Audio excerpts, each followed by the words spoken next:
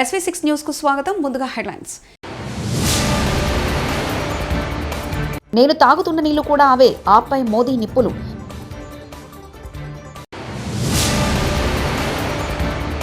పెద్దిరెడ్డి కుటుంబం చేయని కబ్జాల్లేవు, మంత్రి సత్యకుమార్.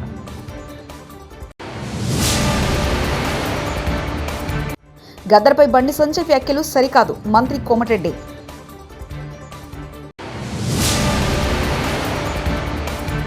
రేపటి నుంచి రాష్ట్రంలో వాట్సాప్ గవర్నెన్స్ సేవలు ప్రారంభం. యమునా జలాల యుద్ధం ముదురుతుంది. ఢిల్లీకి సరఫరా చేసే నీటిలో బీజేపీ విషం కలపడం ద్వారా ప్రజలను హతమార్చాలని చూస్తుందంటూ ఆప్ కన్వీనర్ అరవింద్ కేజ్రీవాల్ చేసిన వ్యాఖ్యలపై ప్రధాని నరేంద్ర మోదీ మండిపడ్డారు. హర్యానాలోని బీజేపీ ప్రభుత్వం ప్రధానమంత్రి తాగే నీటిలో విషం కలపగలదా అని ప్రశ్నించారు. ఢిల్లీ అసెంబ్లీ ఎన్నికల ప్రచారంలో భాగంగా గోండా శాసనసభ నియోజకవర్గంలో జరిగిన సభలో ప్రధాని బుధవారం నాడు మాట్లాడుతూ యమునా జలాల ప్రక్షాళనలో ఆప్ విఫలమైనందునే హేయమైన ఆరోపణలు చేస్తుందన్నారు.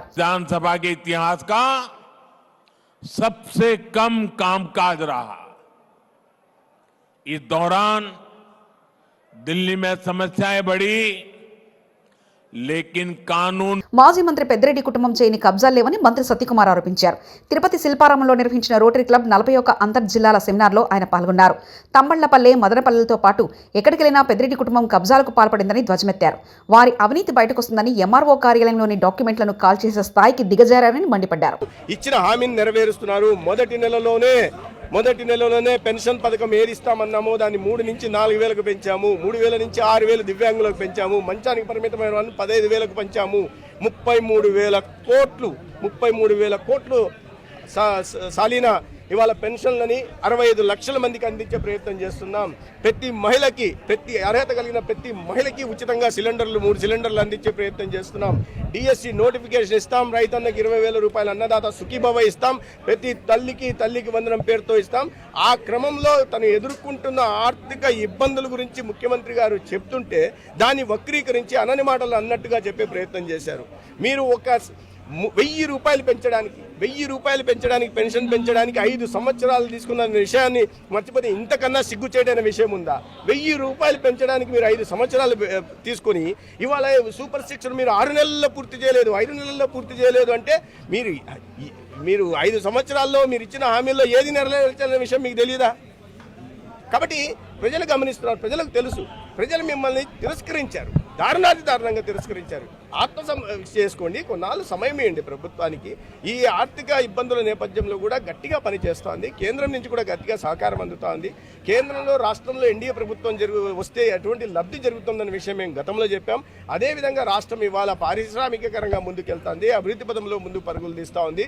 రోడ్ల మీద గుంతలు పూడ్చే ప్రయత్నం చేస్తాం. గ్రామీణ ప్రాంతాల్లో సిమెంట్ రోడ్లు వేస్తున్నాం. గతంలో ఇవి ఏవీ లేదు. పంచాయతీలకు నిధులు ఇస్తున్నాం. పంచాయతీలు ప్రజలు ఆనందంగా ఉన్నారు. ప్రతి ఇంటికి క్రమం తప్పకుండా పెన్షన్ చేరుతుంది. ప్రతి ఇంటికి క్రమం చెప్పకుండా మీలాగా బియ్యం వ్యాపారం చేయకుండా పేదలకు అందాల్సిన బియ్యాన్ని కేంద్ర ప్రభుత్వం చేస్తున్న బియ్యాన్ని అందించే ప్రయత్నం చేస్తున్నాం.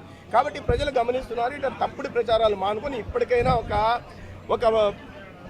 ఒక నిర్మాణాత్మకమైన ప్రతిపక్ష పాత్ర పోటిస్తే కనీసం ప్రజలు మిమ్మల్ని గుర్తిస్తారు. లేకపోతే రాబోయే ఎన్నికల నాటికి మిమ్మల్ని భూస్థాపితం చేస్తారనే విషయాన్ని వారు గుర్తుపెట్టుకోవాలి. జయసాయి రెడ్డి గారు ఆయన రాజీనామా చేసిన దాంట్లో చెప్పారు. ఆయనకు బీజేపీకి ఏం సంబంధం నాకైతే తెలియదు. ఆయన బీజేపీలో నేను రాజకీయ. ప్రజాకవి గద్దర్పై కేంద్ర మంత్రి బండి సంజయ్ చేసిన వ్యాఖ్యలు సరికాదని మంత్రి కోమటిరెడ్డి వెంకటరెడ్డి అన్నారు. అణగారిన వర్గాల కోసం పోరాడిన వ్యక్తి తెలంగాణ ఉద్యమకారుడు గద్దర్ పద్మ అవార్డులకు అర్హుడని తెలిపారు.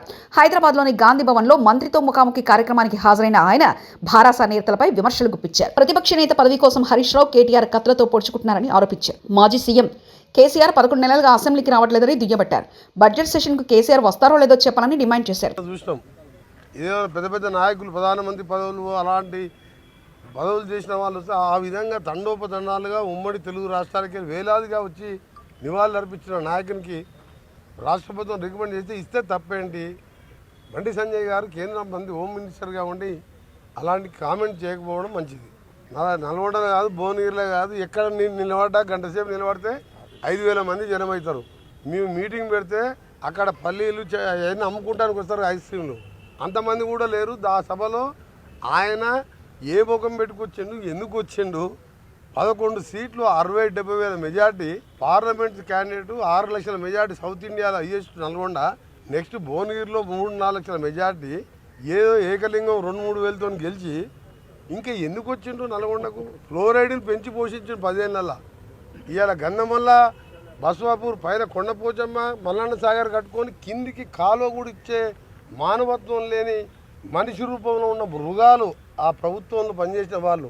అలాగే ఎస్ఎల్బిసి సొరంగం 70% పూర్తి చేస్తే 2,000 కోట్లు ఇస్తే 4,000 లక్షల ఎకరాలకు మాకు డెడ్ స్టోరేజ్ శ్రీశైలంకి వెళ్ళి బురద నీళ్ళు ఉన్న మా జిల్లాకు వచ్చి 4 లక్షల ఎకరాలకు ఇరిగేషన్ వచ్చేది ఉండే. శాశ్వతంగా ఫ్లోరైడ్ పరిష్కారం అవుతుండే. సొరంగాన్ని పూర్తి చేయలేదు, బ్రాహ్మణ వేలను పూర్తి చేయలేదు. ఇప్పుడు మేము పూర్తి చేసుకొని కాలువలు తీసుకొని 20 చెరువులు నింపినప్పుడే తెలంగాణ కోసం కొట్లాడి మంత్రి పదవి వదిలిపెట్టి సొరంగం లాంటి ప్రాజెక్టు తీసుకొచ్చి ఫ్లోరైడ్ కోసం కొట్లాడినప్పుడు వీళ్ళ ఆయన డిప్యూటీ స్పీకర్గా అధికార హోదాలో బుల్లెట్ ప్రూఫ్ కార్లలో తిరుగుతున్నాడు. జగన్ అసత్య ప్రచారాలను నమ్మొద్దు, సంక్షేమ పథకాలను ఇస్తామంటూ మినిస్టర్ కొల్లు రవీంద్ర వ్యాఖ్యానించారు. దానిలోనే ఇవాళ ఏ రాష్ట్రంలో ఇవ్వని విధంగా 33,000 ప్రతి సంవత్సరం పెన్షన్లు ఇస్తున్నాం. దాదాపు 64 లక్షల పెన్షన్లు. మన దరిదాపులు ఏ రాష్ట్రం లేదు ఇన్ని పెన్షన్లు ఇచ్చే రాష్ట్రం కానీ, ఇంత పెద్ద ఎత్తున ఇచ్చే పెన్షన్లు ఇచ్చే రాష్ట్రం కానీ మన రాష్ట్రం దరిదాపుల్లో కూడా ఏ రాష్ట్రాలు భారతదేశం మొత్తంలో కూడా. అలాగే హౌసింగ్ స్కీమ్స్ ఇవాళ వేగవంతంగా పూర్తి చేయగలుగుతున్నాం. ఇవాళ అదేవిధంగా ప్రధానమంత్రి గారు కూడా మనకు సపోర్ట్ చేస్తా ఉన్నారు. రాబోయే కాలంలో త్వరలోనే మే జూన్లో ఇవాళ ఏదైతే తల్లికి వందనం కార్యక్రమానికి మరి చదువుకున్న ప్రతి బిడ్డకి ఇవ్వాలనే ఉద్దేశంతో తల్లికి వందనం కార్యక్రమానికి రేపు జూన్ స్కూళ్లు తెరిచే నాటికి ప్రతి తల్లి అకౌంట్కి 15,000 రూపాయలు అని చెప్పి పెట్టుకున్నాం. అట్లాగే మిగతా కార్యక్రమాలన్నీ కూడా వేగవంతంగా చేసుకెళ్ళడం జరుగుతుంది. ఇవాళ రాష్ట్ర అభివృద్ధి ప్రధానమైనటువంటి ఎజెండాగా, అలాగే రాష్ట్ర అన్ని వర్గాలకి న్యాయం చేయాలనే లక్ష్యంతో ప్రభుత్వానికి పనిచేస్తున్నాం. ఇవాళ ఎన్ని ఇబ్బందులు పెట్టినా జగన్మోహన్ రెడ్డి ప్రతిపక్ష నాయకుడిగా చేస్తున్నటువంటి దుర్మార్గాల్ని ప్రజలందరూ కూడా గమనించాలి. అసత్య ప్రచారాలని దయచేసి నమ్మొద్దు. ఇవాళ అన్ని సక్రమంగా జరుగుతున్నాయి. ఈ సందర్భంగా మరొకసారి ప్రధానమంత్రి గారికి అలాగే రాష్ట్రపతి గారికి కూడా ధన్యవాదాలు తెలియజేస్తున్నాను. ఎందుకంటే మనకి పద్మభూషణ్ కింద మరి వైస్ ప్రెసిడెంట్ గా పనిచేసినటువంటి వెంకయ్యనాయుడు గారికి, అలాగే బాలకృష్ణ గారికి, అలాగే నాగేశ్వర రెడ్డి గారికి, అలాగే మందకృష్ణ మాదిక్ గారికి మన తెలుగు వాళ్ళకి పద్మభూషణ్ రావడం అనేది నిజంగా చాలా సంతోషం. ఇలాగ పద్మశ్రీలు కూడా చాలా మందికి ఇచ్చారు. మరి అన్ని రంగాల్లో ఇవాళ ఆంధ్ర రాష్ట్రం ముందుకెళ్తున్న దాంట్లో ఇవన్నీ కూడా ఒక నిదర్శనంగా తెలియజేసుకుంటూ మరొకసారి మరి ప్రజలందరూ కూడా గమనించి రాష్ట్ర అభివృద్ధిలో చంద్రబాబు నాయుడు గారు, పవన్ కళ్యాణ్ గారు, అదేవిధంగా నారా లోకేష్ గారు ప్రభుత్వం చేస్తున్నటువంటి కృషిని అందరూ కూడా అభినందించాలని చెప్పి కోరుతా ఉన్నాను. వాట్సాప్ గవర్నెన్స్ పై ముఖ్యమంత్రి నారా చంద్రబాబు నాయుడు బుధవారం సచివాలయంలో సమీక్ష నిర్వహించారు. రాష్ట్రంలో వాట్సాప్ గవర్నెన్స్ సేవలను ప్రభుత్వం రేపటి నుంచి అందుబాటులోకి తీసుకురానున్న నేపథ్యంలో సీఎం సమీక్షించారు. మొదటి విడతగా పౌరులకు 161 సేవలను ప్రభుత్వం అందించనుంది. ఈ మేరకు సీఎం చంద్రబాబుకు అధికారులు ప్రెజెంటేషన్ ఇచ్చారు. వాట్సాప్ ద్వారా సేవలను పొందాలనుకునే వారు ఏ విధంగా ఆప్షన్లు ఎంచుకుంటారనే దానిపై సీఎంకు అధికారులు వివరించారు. రెండో విడతలో మరిన్ని సేవలను ప్రభుత్వం అందుబాటులోకి తీసుకొస్తుంది. నాపై వివాదాలు రాస్తే మీడియా ప్రతినిధులను రైలు పట్టాలపై పండబెడతా. మీడియా ప్రతినిధులకు వార్నింగ్ ఇచ్చిన టీడీపీ ఎమ్మెల్యే. మీడియా అంటే నాకు లెక్కే లేదు, నేను అన్నీ చేసి వచ్చిన వాడిని, రాసుకోండి. ఏం రాసుకుంటారో. అనంతపురం జిల్లా గుంతకల్ టీడీపీ ఎమ్మెల్యే గుమ్మనూరు జయరాం. శత్రుత్వం వద్దు, ఫ్రెండ్లీగానే. నేను పోయిన తర్వాత అది ఇది అని చెప్పి రాస్తే మాత్రము మరి మీరే అన్నారు పట్టాల మీద పండబెడతారా. మరి అది లేకున్నప్పుడు మీరు నిరూపించకపోతే పట్టాల మీద పండబెట్టే కూడా నేను సిద్ధంగా ఉన్నాను. ఎందుకంటే నాకేం లెక్కలే, అన్ని విధాలుగా చేసి వచ్చినోడిని. రాసుకోండి, నేను తప్పు చేయను. తప్పు చేస్తే మాత్రము మీరు నన్ను మీడియా కాకుండా. రెడ్ల ఓట్లు మాకొద్దంటున్నా కాంగ్రెస్ ఎమ్మెల్యే తీర్మార్ మల్లన్న. బీసీలకు తప్ప ఇంకొనికి ఓటేయకురి. నేనే క్లియర్ గా చెప్పిన. ఇప్పుడు మా సోదరుడు కూడా చెప్తా ఉన్నాడు, ఏమని? రెడ్ల ఓట్లు మాకొద్దు, మీ ఉన్నాయి పిడికెడు ఓట్లు, మీ ఓట్లు మీరు వేసుకునే మీకు డిపాజిట్ కూడా రావు. నేను కూడా చెప్పిన, మీ ఓట్లు నాకు వద్దని చెప్పిన. మీ ఓట్లు నాకు వద్దు, నువ్వు బతిలాన్ని ఏరా సారు. దగ్గర ఏం సూపది. రేవంత్ రెడ్డి రాజ్యంలో పోలీసులకు రక్షణ కరువు. నా వాహనాన్ని ఆపిన ఆ పాగల్గాడు ఎవడంటూ ట్రాఫిక్ ఏసీపీని తిట్టిన రామగుండం కాంగ్రెస్ ఎమ్మెల్యే మక్కన్ సింగ్. ఇది కాంగ్రెస్ రాజ్యాంగం అంటూ చేతులతో నెట్టిన ఏసీపీపై దాడికి దిగిన ఎమ్మెల్యే అనుచరులు. చోద్యం చూస్తూ ఏసీపీకి గొడవ వద్దంటూ సర్ది చెప్పిన తోటి పోలీసులు. ఎన్డీపీసీలో ప్రజాభిప్రాయ సేకరణ సభకు వెళ్తున్న రామగుండం ఎమ్మెల్యే మక్కన్ సింగ్ రాజ్ ఠాకూర్ వాహనాన్ని ఆ మార్గంలో వెళ్లొద్దని ఆపిన ట్రాఫిక్ ఏసీపీ జా నరసింహలో.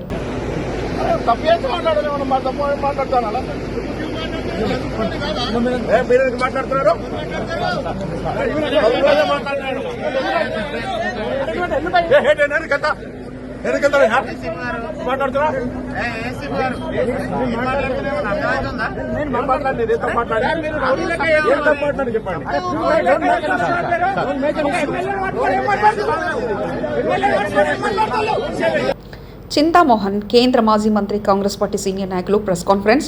టీడీపీ వైసీపీ రెండు ప్రాంతీయ పార్టీలు రాష్ట్ర ప్రయోజనాలు కాపాడడంలో ఫెయిల్ అయ్యాయి. బీజేపీ అండతోనే జగన్మోహన్ రెడ్డి బెయిల్పై బయట తిరుగుతున్నారు. నేనేమి చేయలేకపోతున్నానని నిరాశా నిస్సహాలతో ముఖ్యమంత్రి చంద్రబాబు నాయుడు చేతులెత్తేశారు. పంజాబ్ రాష్ట్రంలో మనలాగే ఆర్థిక పరిస్థితి ఉండింది. ఆర్థిక లోటును పంజాబ్ అధిగమించింది. నిస్సహాయతతో నేనేమి చేయలేకపోతున్నాను, చేయలేను అని చెప్తున్నాడు. మరి అక్కడ పంజాబ్ దేశంలో కూడా ఇదే పరిస్థితులు ఉండింది. రాష్ట్రం వాళ్ళు మామూలుకు రాలేదా? కేరళలో మా కేంద్ర ప్రభుత్వం సహాయం లేకపోయినా కేరళలో విజయం జాగ్రత్తగా చేసుకోవటం లేదా? తమిళనాడుకు కూడా సహాయం లేకపోయినా చేసుకోవటం లేదా?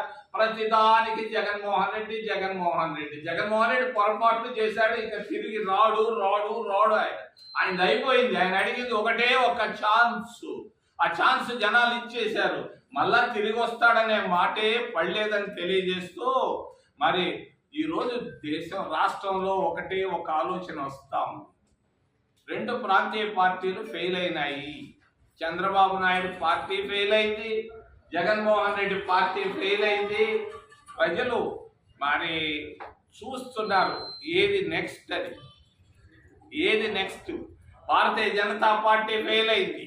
ఇప్పుడు ధరలు బాగా పెరిగిపోయినాయి, నిరుద్యోగం బాగా పెరిగిపోయింది, ట్యాక్సులు బాగా పెరిగిపోయినాయి.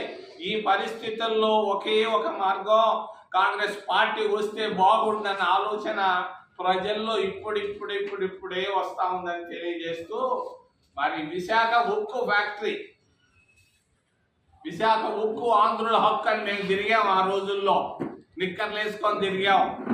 మరి ప్రాణాలు పోగొట్టుకున్నాడు. అమృతరావు అక్కడ అమరణ దీక్ష తీశాడు. అటువంటి ఉక్కు ఫ్యాక్టరీని అమ్మేసేదానికి రెడీగా ఉంది. నేను తెలియజేస్తున్నాను చంద్రబాబు నాయుడుకి, కేంద్ర మంత్రి మండలిలో ప్రైవేట్ చేస్తామన్నటువంటి నిర్ణయాన్ని వెంటనే మోడీ చేత ఉపసంహరించే బాధ్యత మీది. మీ వల్లే మోడీ ఈరోజు ఉన్నాడు ప్రభుత్వంలో. మరి తెచ్చినటువంటి ఉక్కు ఫ్యాక్టరీ మేము ఆపేస్తాము, ప్రైవేటీకరణ చేయము, ఇవన్నీ ఉత్త మాటలు. 11,000 కోట్లు ఎన్ని ముడియాదబ్బా. ఒకటి కేంద్ర మంత్రి మండలిలో ప్రైవేటైజ్ చేస్తామన్నటువంటి మాటను మళ్ళా కేంద్ర మంత్రి మండలే ఉపసంహరించుకున్నామన్నటువంటి సందేశాన్ని ఆంధ్రప్రదేశ్ రాష్ట్రానికి ఇవ్వాలని తెలియజేస్తూ చివరిలో బ్యాంకుల గురించి ఒక మాట చెప్పి విరమిస్తారు. బ్యాంకులను జాతీయం చేసింది ఇందిరాగాంధీ. ఎందుకు చేసింది?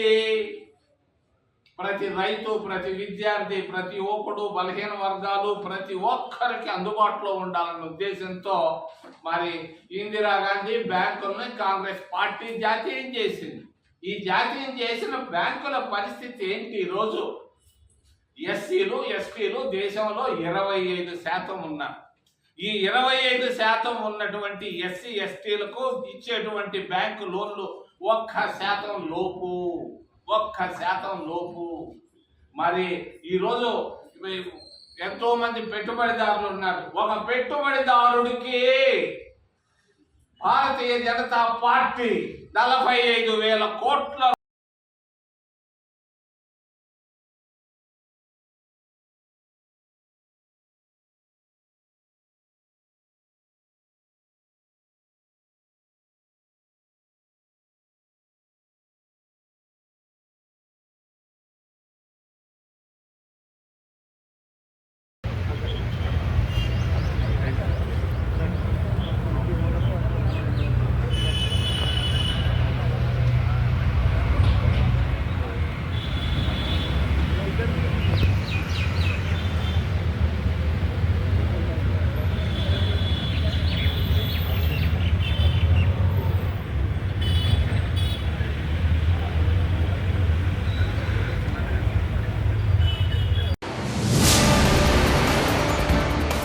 నేను తాగుతున్న నీళ్లు కూడా అవే, ఆపై మోదీ నిప్పులు.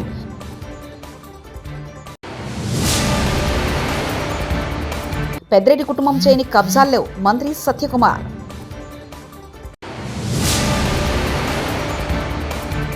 గద్దర్పై బండి సంజయ్ వ్యాఖ్యలు సరికాదు, మంత్రి కోమటిరెడ్డి.